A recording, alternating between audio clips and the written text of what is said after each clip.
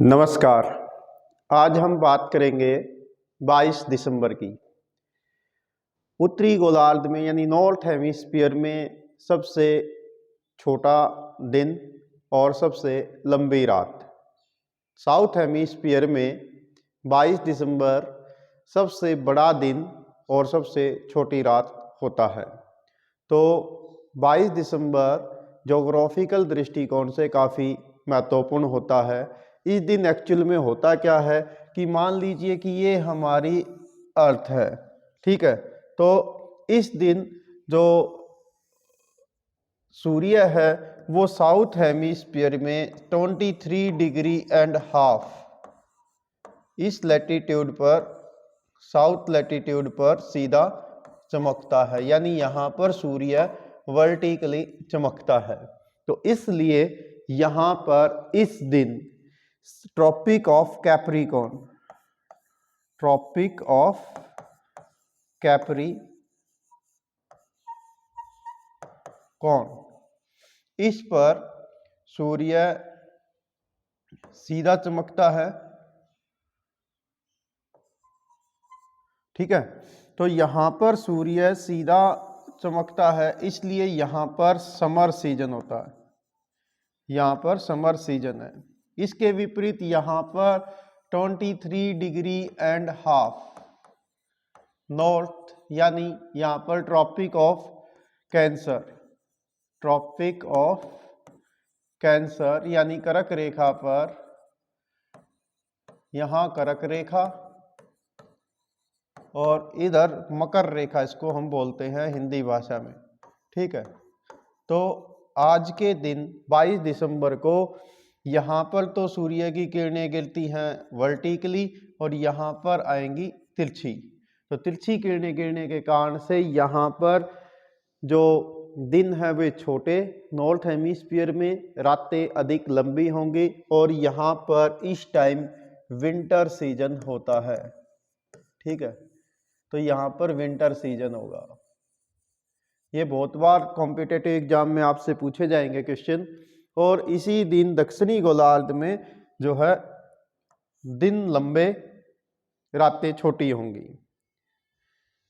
और इसके ठीक यदि मैं आपसे यहाँ पर एक क्वेश्चन और पूछूं, जैसे एक क्वेश्चन पूछा जाएगा कि जो 25 दिसंबर को जो फेस्टिवल हम सेलिब्रेट करते हैं, क्रिसमस फेस्टिवल, वो साउथ हेमिस्फीयर में यानी दक्षिणी गोलार्ध में, यहाँ पर ऑस्ट्रेलिया, यहाँ अफ्रीका का दक्षिणी भाग और यहाँ साउथ अमेरिका, इन तीनों में ये समर सीजन में मनाया जाएगा। तो कई बार इससे रिलेटेड भी आपसे क्वेश्चन पूछेंगे। और नॉर्थ हेमिस्फीयर में इस टाइम विंटर सीजन होता है, इसलिए यहाँ पर ये विंटर सीजन में सेलिब्रेट किया जाता है। तो ये आपका इस टाइप्स का रहेगा।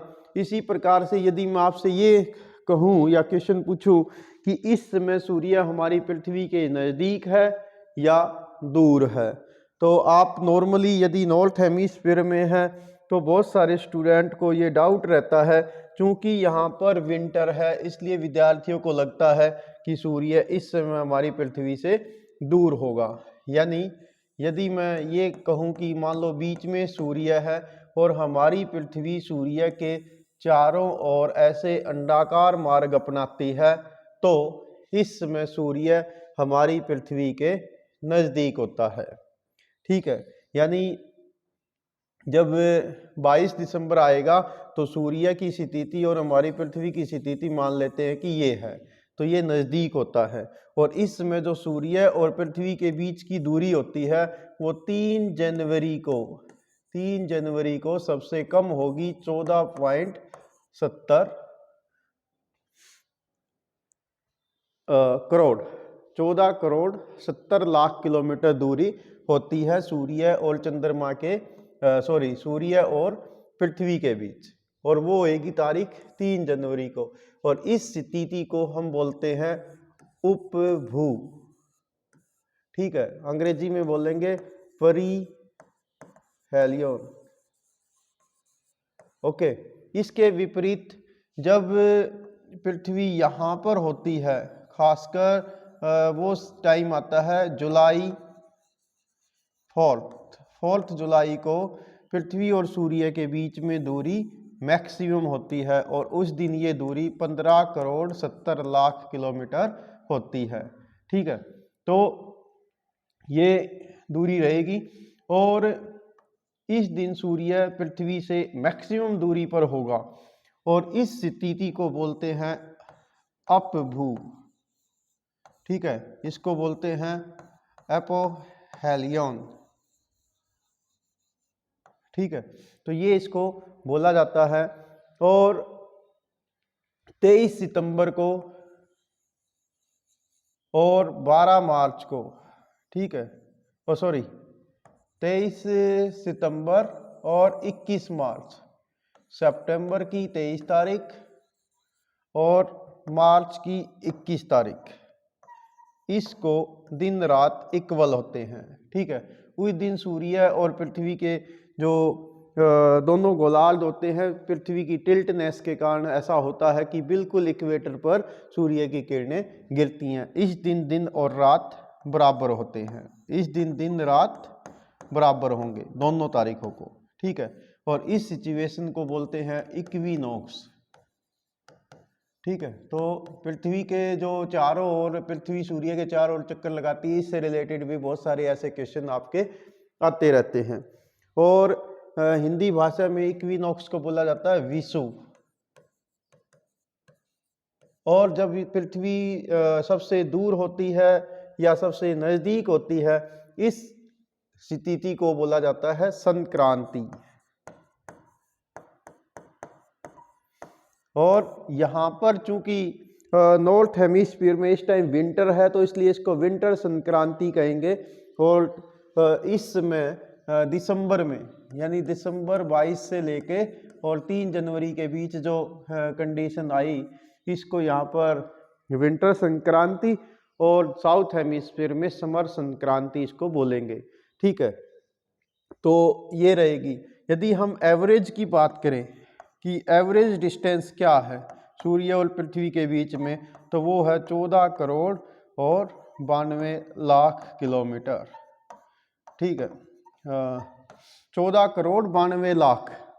ठीक है, ये 14 करोड़ 92 लाख किलोमीटर ये दूरी एवरेज पृथ्वी और सूर्य के बीच में रहती है, जिसको 1 AU बोला जाता है, एस्ट्रोनॉमिकल यूनिट। 1 AU इसको बोलते हैं। तो ये है 22 दिसंबर और इससे संबंधित कुछ इम्पोर्टेंट बातें। ऐसा ही एक क्वेश्चन आपसे कई बार पूछा जाता है कि जैसे इंडिया के 4 शहर दे देंगे, तिरुवनंतपुरम, हैदराबाद, नागपुर, दिल्ली, चंडीगढ़, या ठीक है, ऐसे कोई भी क्वेश्चन आपसे पूछ लिया जाए, यदि मैं इनको कहूँ 4 मान लेते हैं, तिरुवनंतपुरम, हैदराबाद, नागपुर और चंडीगढ़, इनमें से सबसे बड़ा दिन कहाँ होगा? तो सबसे बड़ा दिन होगा चंडीगढ़ में। क्यों? क्योंकि कोई भी स्थान जो इक्वेटर से, मान लेते हैं कि ये हमारी पृथ्वी है, जो भी स्थान इक्वेटर से जितना ज़्यादा नॉर्थ में या जितना ज़्यादा साउथ में होगा, वहाँ पर दिन की अवधि लंबी होगी ग्रीष्म काल में। ठीक है, तो ये आप इसमें बताएंगे, क्योंकि चंडीगढ़ भारत में सबसे नॉर्थ में है दिए गए शहरों में से, तो इसलिए यहाँ पर दिन की अवधि सबसे लंबी होगी। साउथ जो हमारा इंडिया का साउथ पार्ट है, जो ट्रॉपिक ऑफ कैंसर यानी कर्क रेखा से दक्षिण में है, वहाँ पर दिन रात की अवधि में साल भर में ज़्यादा से ज़्यादा 30 मिनट का अंतर आता है। जबकि नॉर्थ जो ट्रॉपिक ऑफ कैंसर से नॉर्थ में जितने भी शहर हैं, वहाँ पर दिन और रात की अवधि में 1-1.5 घंटे से लेकर और 2 घंटे तक का वेरिएशन इसमें आ जाता है। जैसे इसमें यदि 22 दिसंबर की हम बात करें, तो 22 दिसंबर को सूर्य इस समय लगभग 7:11 के आसपास राइज कर रहा है और लगभग 5 बजे के आसपास छिप जाता है। जबकि ग्रीष्म काल में आपको याद होगा मई जून में सूर्य राइज करता है 4:45 और 5 बजे के बीच और छिपता है 7, 7:30, 7:45 बजे तक। तो इस प्रकार से ये जो दिन और रात की अवधि में फर्क आता है, तो इसके कारण से ही दिन और रात की लंबाई में बढ़ोतरी या घटोतरी या कमी आती है। तो इससे संबंधित बहुत सारे क्वेश्चन आपके कॉम्पिटिटिव एग्जाम में पूछे जाते रहे हैं, तो आप इनको ही ढंग से समझ सकते हैं। फिर भी कोई क्वेश्चन आपको तंग करे या नहीं समझ में आए तो आप कमेंट्स बॉक्स के माध्यम से लिख सकते हैं, तो हम आपकी मदद करने का प्रयास करेंगे। Thanks, have a nice day.